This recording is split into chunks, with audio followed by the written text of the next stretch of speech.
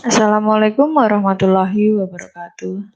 Saudara-saudara, pada kesempatan ini kita akan mendalami dan mendiskusikan hal-hal yang terkait dengan seluk-beluk penulisan naskah drama. Nah, saudara-saudara, penulisan naskah drama diperlukan untuk kemudian ditindaklanjuti dengan pementasannya. Ada beberapa hal yang harus diperhatikan dalam penulisan naskah drama. Nah, saudara-saudara, apa saja aspek yang harus diketahui ketika seseorang hendak melakukan atau menulis naskah drama? Apa saja yang terkandung di dalam naskah drama? Nah, saudara-saudara, paling tidak ada 6 hal ya, saudara-saudara, yang harus diperhatikan ketika saudara-saudara menulis naskah drama. Di dalam naskah drama hendaknya ada yang namanya tokoh dan penokohan, kemudian alur dan pengalurannya, latar dan fungsi dari latar tersebut, kemudian tema atau ada juga amanat begitu ya.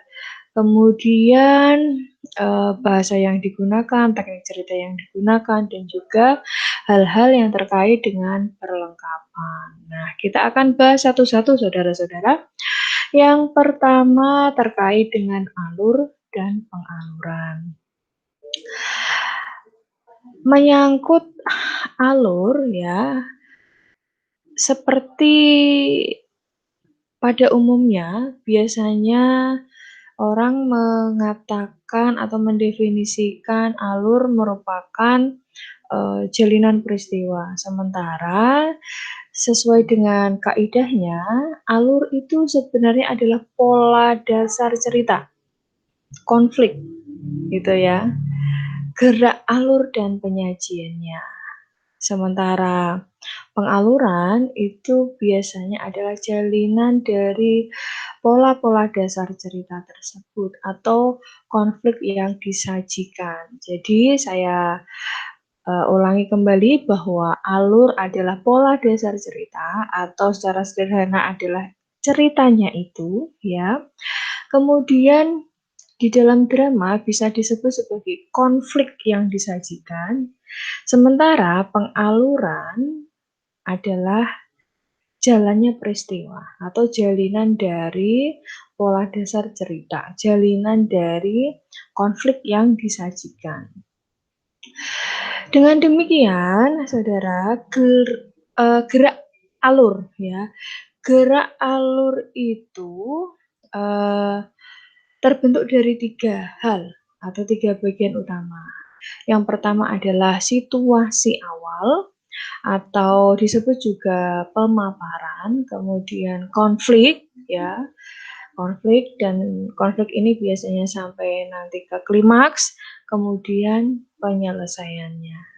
Nah, saudara-saudara, konflik di dalam drama itu adalah terjadinya tarik-menarik antara kepentingan-kepentingan yang berbeda yang memungkinkan seorang pemain ya atau yang memungkinkan lakon berkembang dalam suatu gerak alur yang dinamis.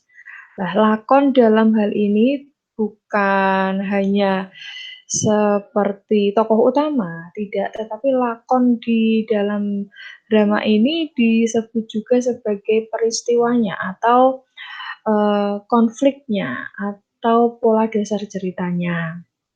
Kemudian penyajian pola dasar tersebut atau konflik tersebut dilakukan dengan membaginya ke dalam bagian-bagian yang disebut dengan adegan dan babak. Nah, ini merupakan kekhasan dari tulisan atau naskah drama. dibandingkan dengan naskah-naskah seperti prosa ataupun puisi. Ya, kekhasan sebuah drama itu akan tampak sekali melalui penyajian cerita dalam susunan babak dan adegan. Sama-sama ada dialog, ya. Bedanya puisi dan prosa dengan dialog yang ada dalam drama adalah disusunnya dialog-dialog tersebut dalam sebuah babak dan adegan. Saudara-saudara, untuk menentukan konflik ya, saudara-saudara harus memperhatikan beberapa hal. Misalnya menentukan konflik dengan menunjukkan data yang mendukung ya, data pendukung. Konflik itu merupakan unsur yang di dalam naskah drama memungkinkan para tokoh yang ada dalam naskah tersebut saling berinteraksi. Ya. Konflik itu bukan sesuatu yang diartikan seperti yang kita kenal, konsep yang umum tentang pertengkaran, kericuan, permusuhan, peperangan, bukan. Tetapi konflik ini merupakan ketegangan. Ketegangannya bagaimana? Ketegangan batin antar tokoh, perbedaan pandangan, kemudian sikap antar tokoh, itu adalah merupakan konflik. Nah, konflik dapat membuat seseorang yang membaca naskah drama tersebut atau seorang penonton ketika naskah tersebut dipentaskan tertarik untuk terus mengikuti atau menyaksikan pementasan drama atau merasa sangat butuh, perlu, senang ketika membaca naskah drama, begitu. Lah konflik ini sebenarnya di dalam naskah drama ada 2, yaitu konflik eksternal dan konflik internal. Konflik eksternal misalnya ya, konflik yang terjadi antara seorang tokoh dengan lingkungan alamnya atau konflik fisik. Dengan lingkungan manusia, berarti konflik sosial. Konflik fisik ini disebabkan oleh perbedaan antara tokoh dengan lingkungan alam. Misalnya nih, seorang tokoh mengalami bencana, bencana banjir, tsunami, atau gempa bumi misalnya, begitu.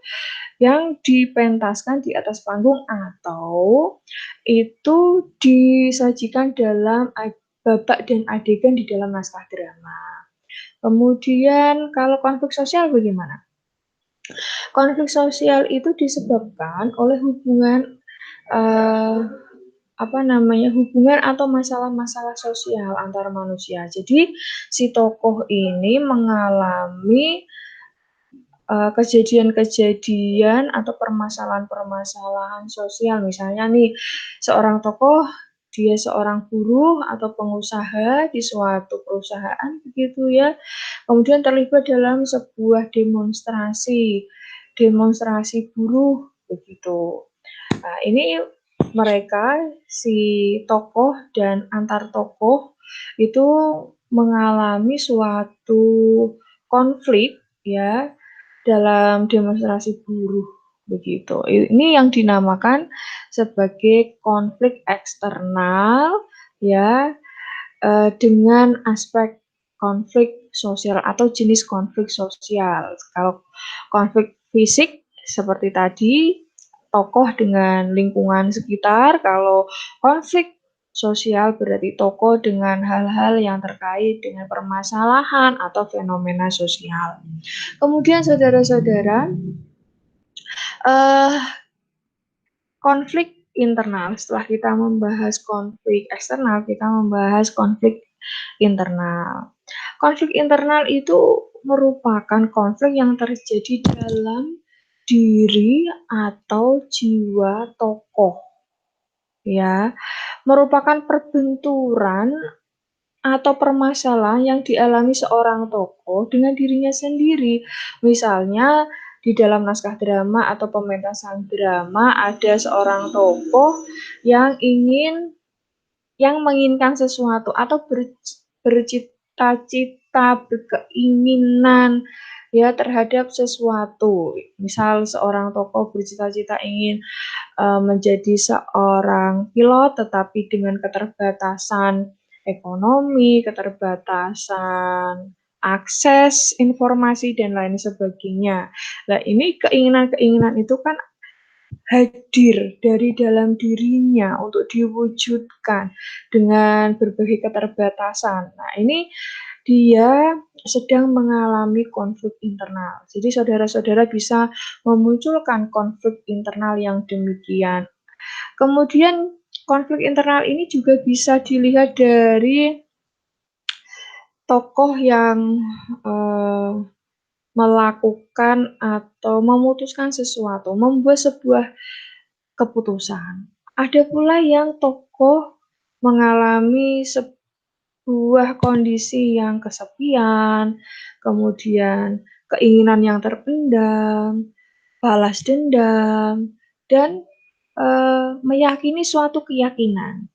Nah, konflik-konflik seperti ini disebut sebagai konflik internal.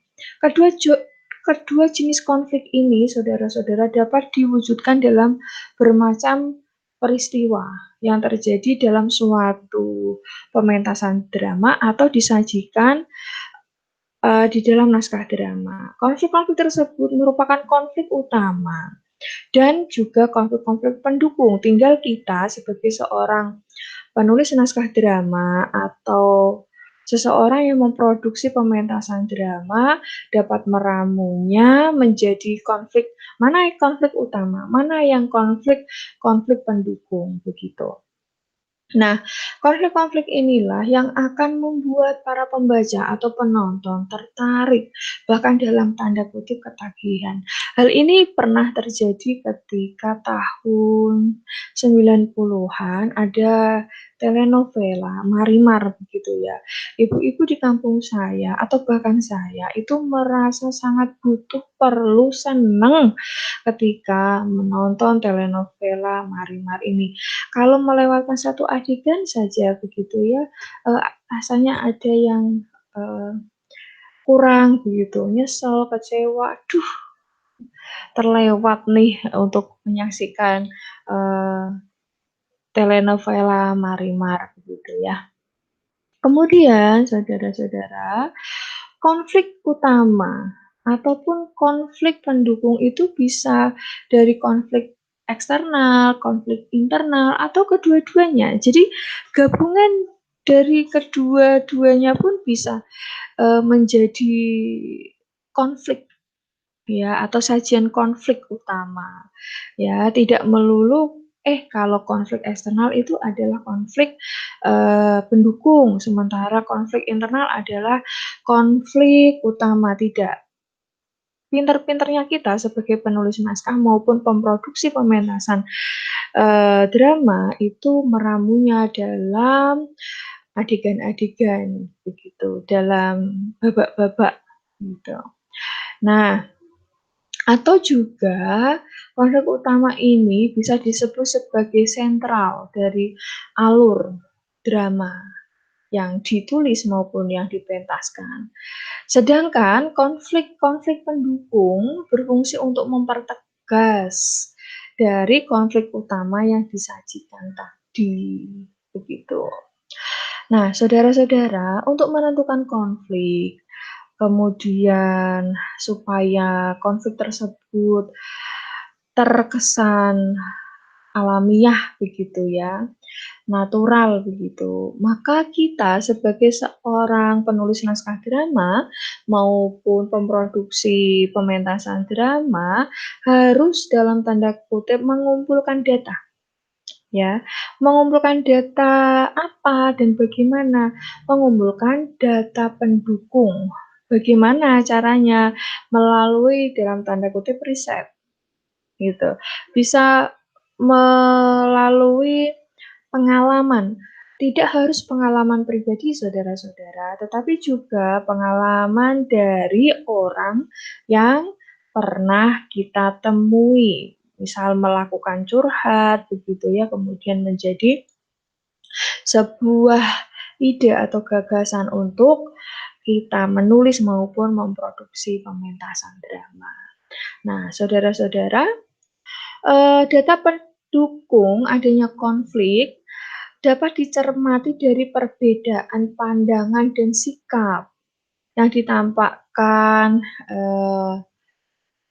dalam suatu naskah atau pementasan itu ya dari dialognya. Dari dialog-dialog yang disajikan atau yang ditulis, kemudian dari ekspresi dan lakuan para tokohnya, begitu. Kita biasanya menyajikan konflik-konflik tersebut kalau dalam prosa kan dari narasi, dari dialog begitu. Tetapi ketika ini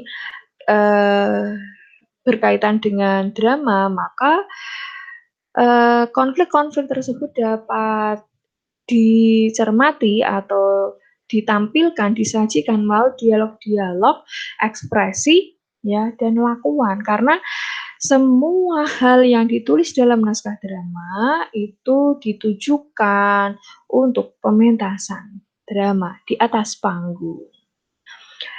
Demikian hal-hal yang terkait dengan alur dan pengaluran.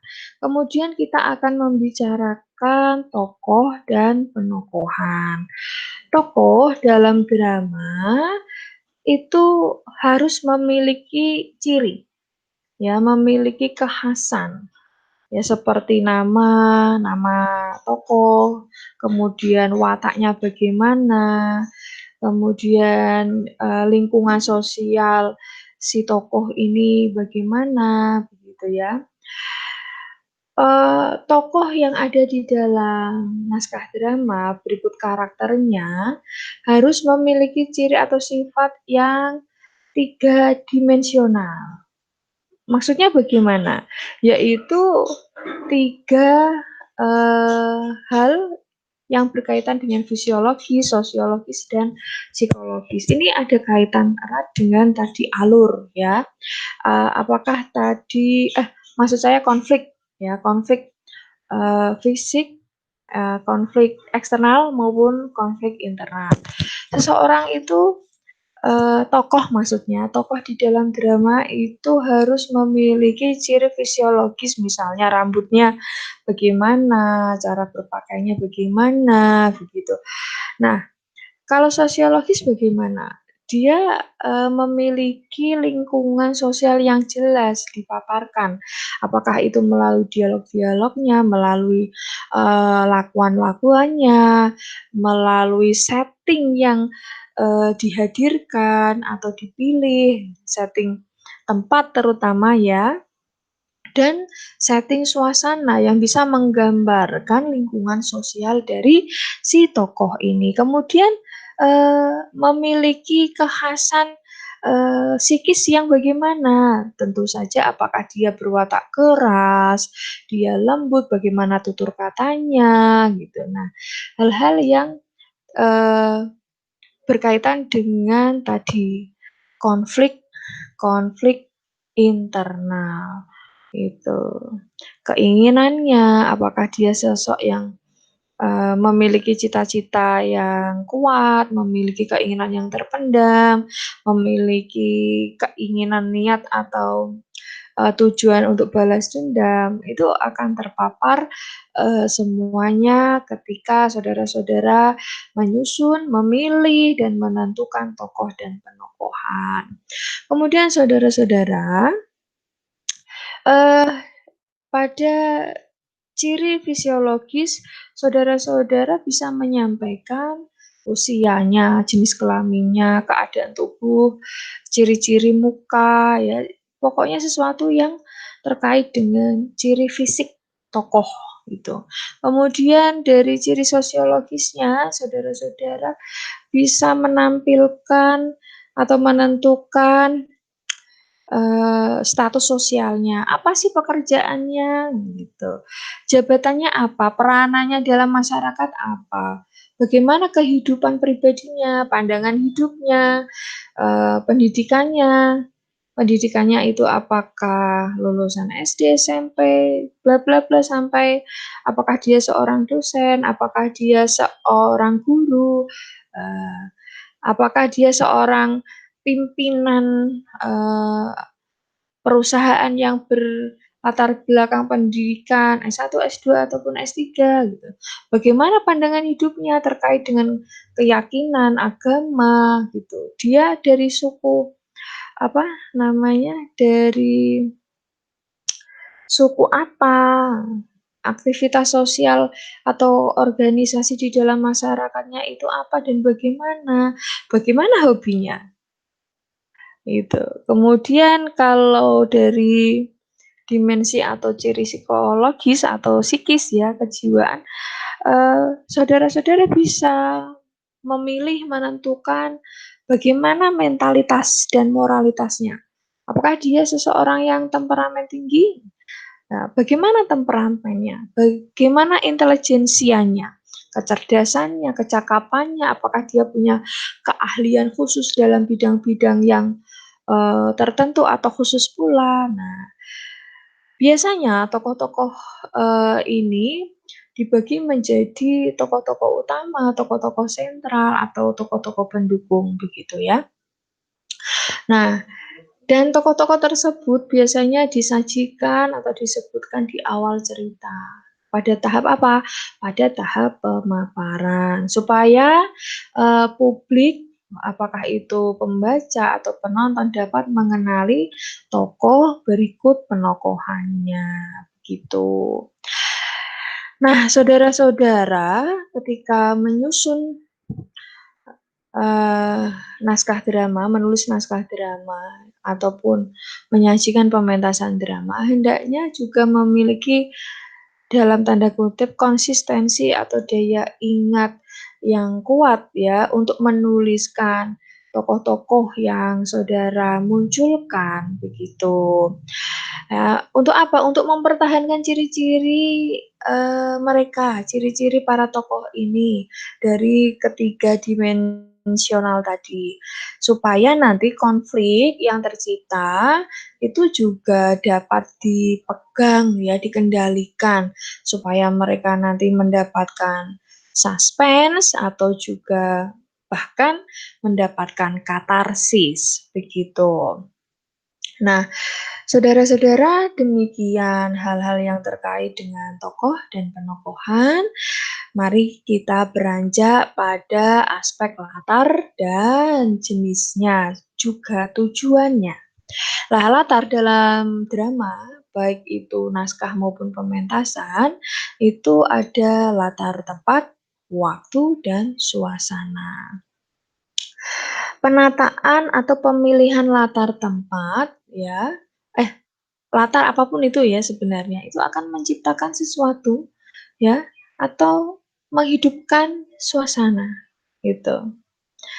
Penataan latar yang tepat itu akan membius pembaca maupun penonton untuk berimajinasi bagaimana sih suasananya, bagaimana sih, eee, dalam tanda kutip ya, istilah yang sering saya gunakan adalah peradaban pada zamannya, pada zaman yang dipilih oleh si, penulis ataupun penyaji naskah maupun pementasan drama, begitu.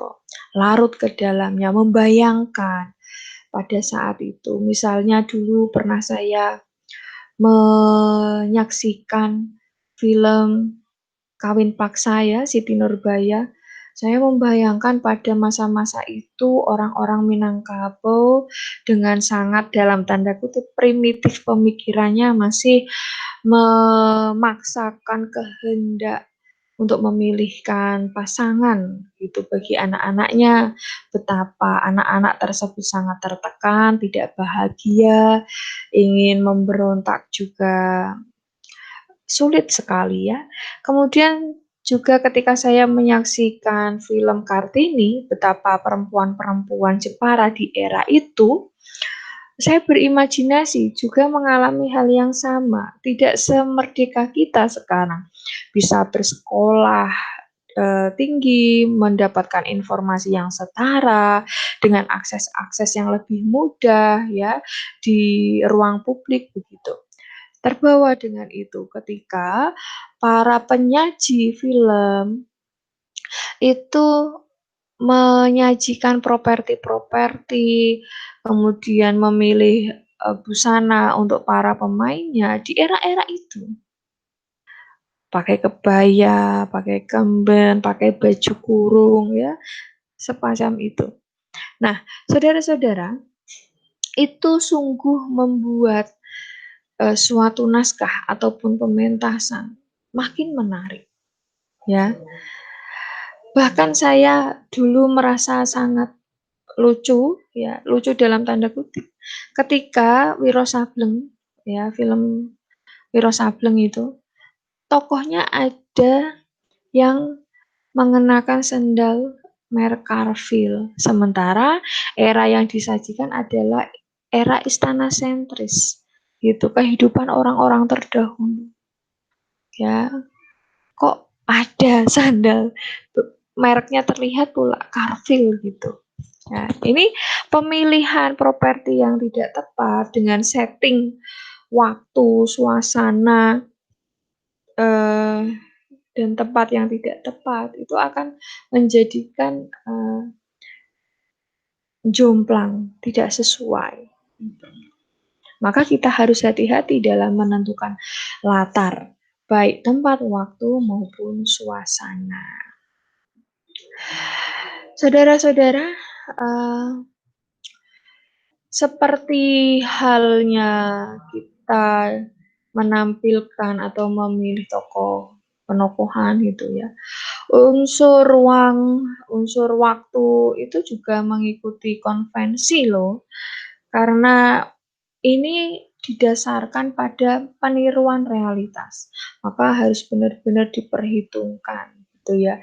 Bahkan di dalam naskah drama itu harus disisipi petunjuk pemanggungan. Jangan lupa ya. Inilah yang membedakan naskah drama dengan naskah prosa dan puisi. Ada petunjuk-petunjuk pemanggungan. Biasanya atau kadang-kadang ya, kadang-kadang disebut dengan istilah keramagung, waramimbar atau teks samping. Dan juga dialog, cakapan atau wawancang. Ruang yang merupakan pijakan tempat peristiwa harus digambarkan secara jelas. Ini akan menunjang lakuan drama, ya, lakuan para tokoh di dalam drama dan disesuaikan dengan lingkup cerita. Kemudian konvensi waktu juga harus tunduk pada sesuatu yang sudah prinsipil supaya terjadi kepaduan dan kejelasan. Di era tahun berapa, di peradaban yang bagaimana gitu. Lah, waktu ya, waktu yang meruangi para tokoh ini itu bisa waktu kini ya, waktu lampau itu, waktu yang ada dalam angan-angan atau masa depan misalnya, semacam itu. Itu harus jelas digambarkan. Nah, saudara-saudara, ini akan berkaitan dengan peristiwa-peristiwa yang para tokoh ini alami. Makanya kita harus konsisten gitu. Kita harus tepat memilih latar ini. Lah, tujuan dari adanya latar ini untuk apa? Untuk mewujudkan hal-hal yang terkait dengan peristiwa-peristiwa dan lakuan-lakuan apa saja yang mesti dilakukan oleh para tokoh ini yang terjadi pada saat itu. Begitu saudara-saudara. Demikian hal-hal yang terkait dengan latar. Kemudian kita akan beranjak pada tema. Tema dalam drama itu merupakan pondasi dasar yang melandasi suatu lakon drama, suatu alur drama, suatu cerita drama. Ya, karena ini merujuk pada pokok persoalan yang ingin diungkapkan oleh seorang penulis naskah, sutradara, ataupun para pemain drama. Ya, nah tema ini ada yang bersifat umum, ada yang bersifat khusus. Ya, kalau khusus itu berarti disebut sebagai tema utama, kalau umum itu bisa disebut sebagai tema tambahan. Nah, tema itu sebenarnya terkait dengan aspek-aspek kehidupan di sekeliling kita, di sekitar kita, di dunia realitas. Nah, tema utama itu tema secara keseluruhan yang menjadi landasan dari lakon drama. Sedangkan tema tambahan merupakan tema-tema lain yang terdapat dalam drama yang mendukung tema utama. Kalau diibaratkan paragraf ya, ada ide pokok dan ide penjelas begitu ya. Ada gagasan utama, maksud saya.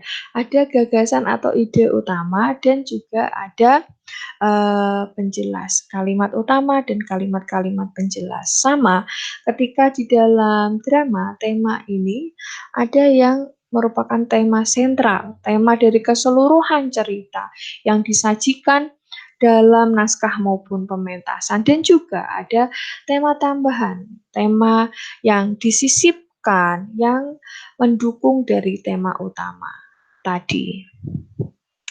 Bagaimana menulis menentukan tema di dalam naskah maupun pementasan drama? Ada dua sebenarnya, dua cara disampaikan secara implisit maupun eksplisit. Begitu. Nah, kebanyakan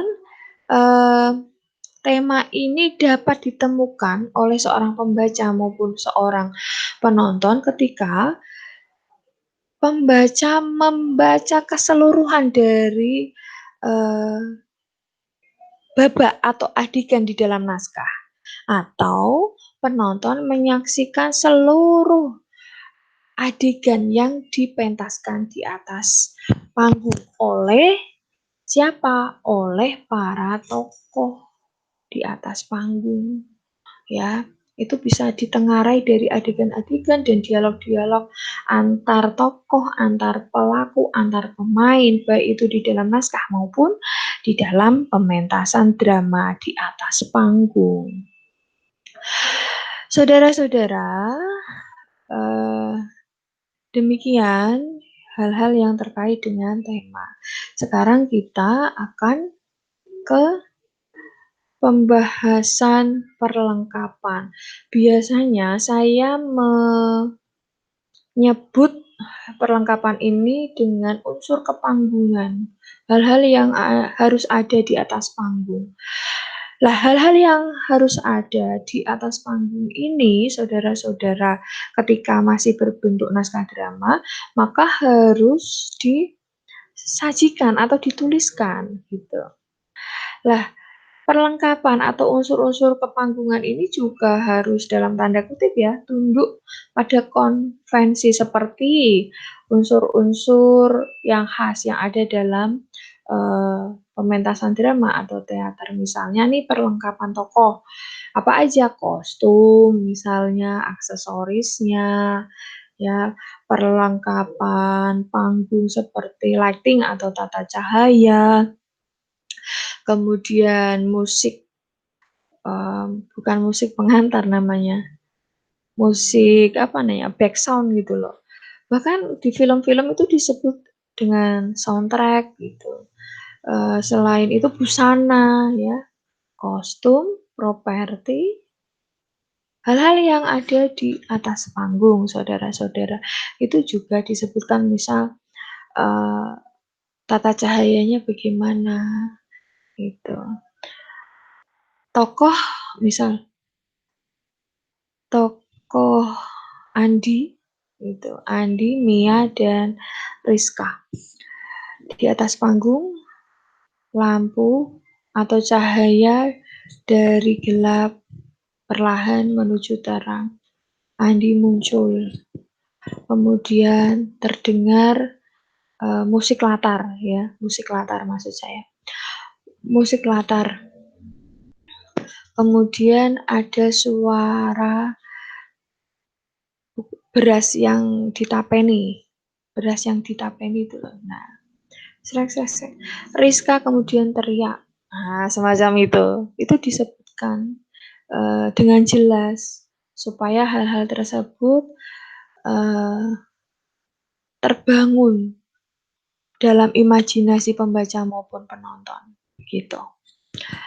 Kemudian saudara, perlengkapan ini juga disebutkan dalam Kramagung dan Wawancang dan disesuaikan dengan keperluan cerita. Itu. Kalau memang suasananya tidak ada orang ngapeni beras ya tidak usah dimunculkan gitu. Tetapi jika ada ya dimunculkan. Ini berdasarkan pilihan kita saja. Mau membangun dalam tanda kutip peradaban yang mana, tahun berapa, suasana yang bagaimana, dan apa saja yang dibutuhkan dalam menampilkan peradaban dan suasana tersebut, itu harus kita jelas terangkan di dalam naskah kita dan juga di atas panggung ketika itu dipentaskan. Demikian saudara pembahasan terkait dengan perlengkapan yang ada di dalam naskah maupun pementasan drama. Selanjutnya kita akan membahas bahasa yang digunakan di dalam menyampaikan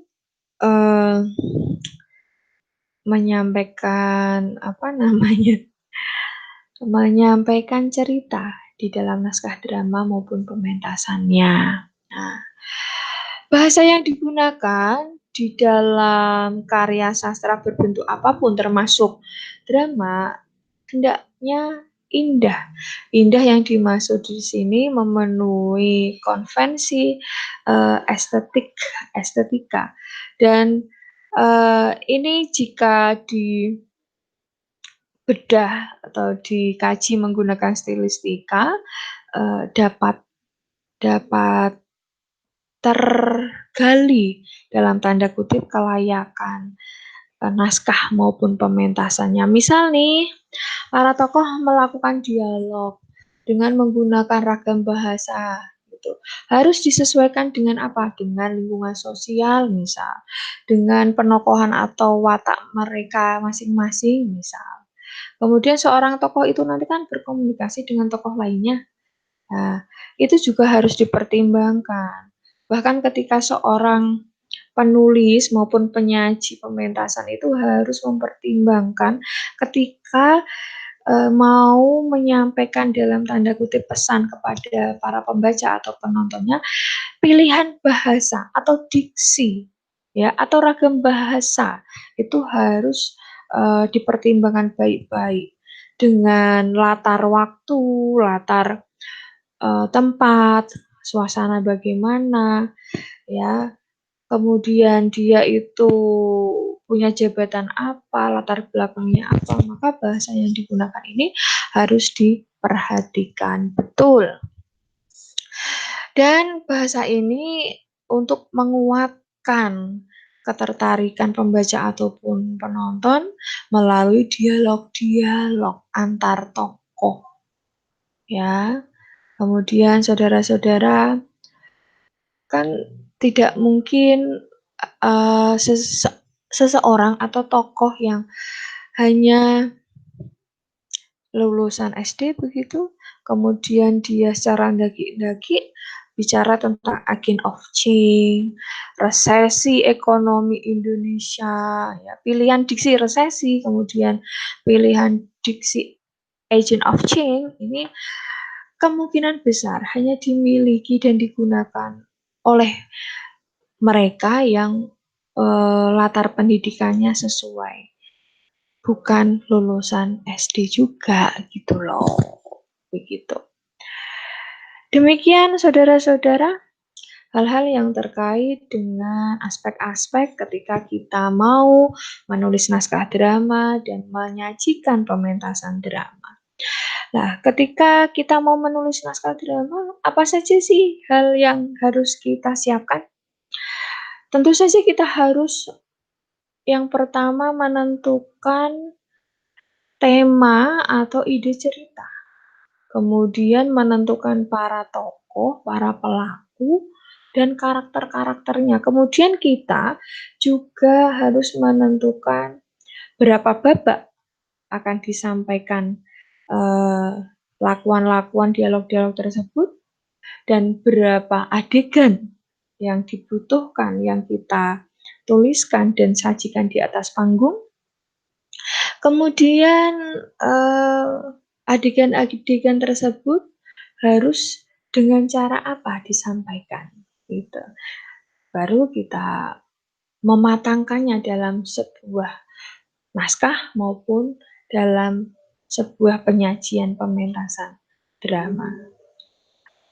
Saudara-saudara, untuk menentukan kualitas ya atau kualifikasi, apakah itu naskah, ataukah itu pementasan, harus diperhatikan 3 hal, yaitu isi dramatiknya, bahasa dramatiknya, bentuk dramatiknya, dan struktur dramatiknya.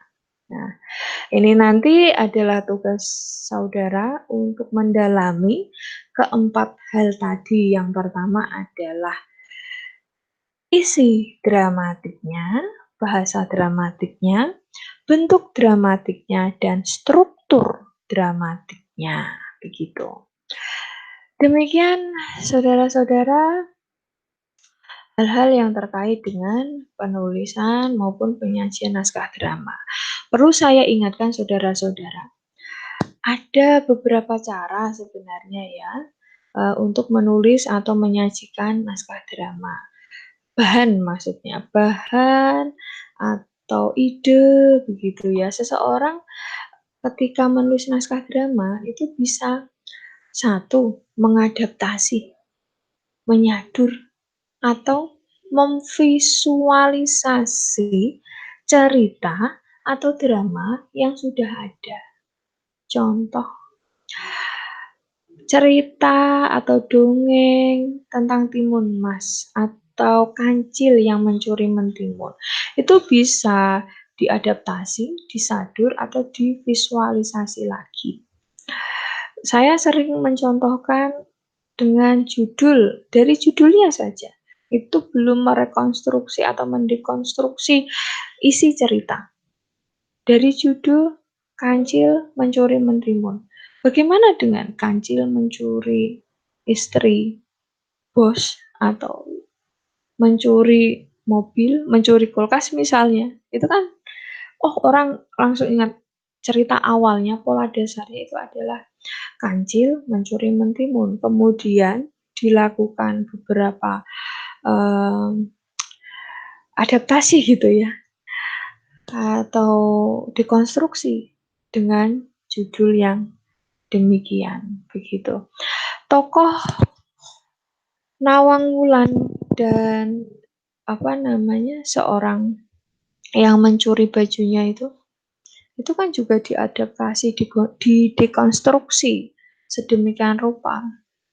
Bahkan yang akhir-akhir ini viral adalah kisah Butejo dalam film Tilik ya, karakter Butejo yang dianggap kuat begitu, akhirnya diparodikan.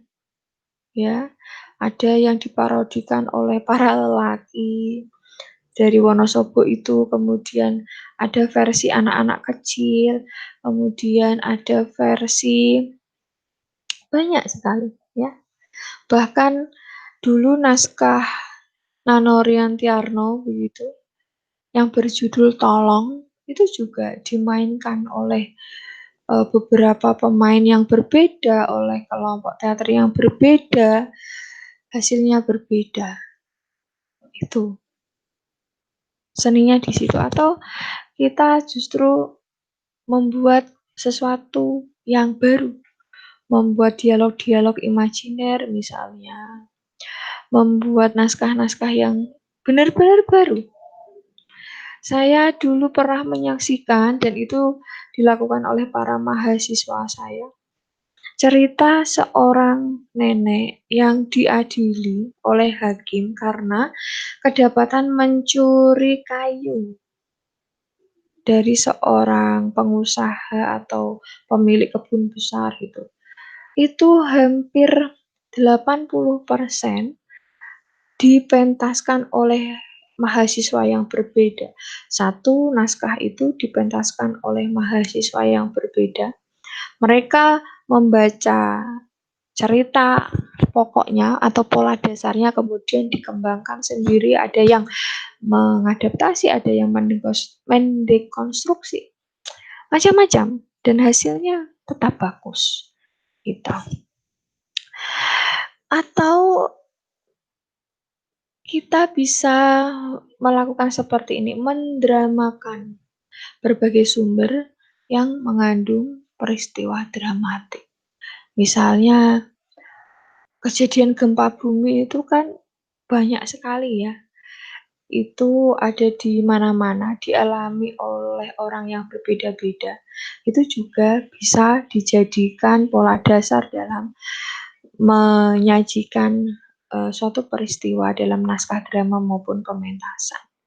Demikian saudara-saudara, hal-hal yang perlu diperhatikan ketika kita menuliskan naskah drama untuk tujuan pementasan naskah drama. Jika ada hal-hal yang perlu ditanyakan saudara-saudara dan dikonfirmasi maupun direspon, dapat saudara-saudara sampaikan melalui channel YouTube saya maupun melalui grup WA. Demikian saudara-saudara, wassalamualaikum warahmatullahi wabarakatuh.